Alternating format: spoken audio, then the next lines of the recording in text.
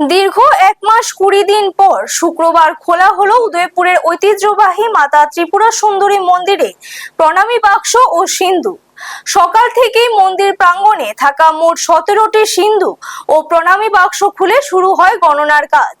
দিনভর চলে এই গণনা প্রক্রিয়া। গোমতী জেলা শাসক কার্যালয়ের ডেপুটি কালেক্টর চন্দ্রশেখর চট্টোপাধ্যায় জানান, ভারতীয় মুদ্রার পাশাপাশি প্রণামী বাক্স থেকে উদ্ধার হয়েছে বিভিন্ন দেশের বৈদেশিক মুদ্রা। এর মধ্যে রয়েছে মার্কিন dollar, Malaysia, Sri Lanka, Bhutan, Saudi আরব ও কুয়েতের মুদ্রা, পাশাপাশি বাংলাদেশের টাকাও পাওয়া গেছে। তিনি জানান, দেশ বিদেশের ভক্ত ও পর্যটকদের কাছে মাতা ত্রিপুরা সুন্দরী মন্দিরের আকর্ষণ ক্রমেই বাড়ছে। প্রণামী বাক্সে বিদেশি মুদ্রার উপস্থিতি তার অন্যতম প্রমাণ। পাশাপাশি ব্যাংকের কিউআর কোডের মাধ্যমে ভক্তরা মায়ের চরণে প্রণামী দিচ্ছেন।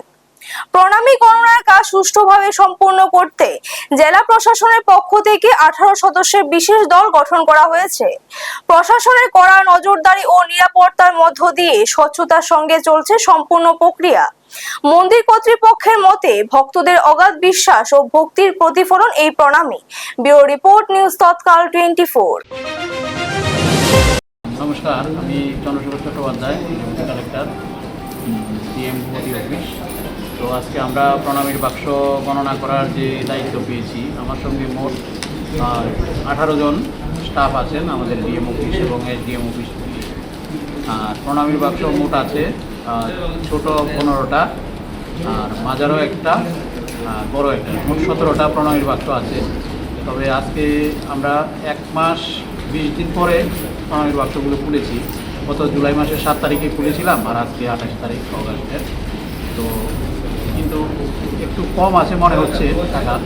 যাই হোক, আমরা গণনার কাজ শুরু করেছি, যথারীতি নিরাপত্তা ব্যবস্থা আছে। গণনার কাজ শুরু করেছি, আশা করছি যে সন্ধ্যার আগেই আমরা শেষ করতে পারবো।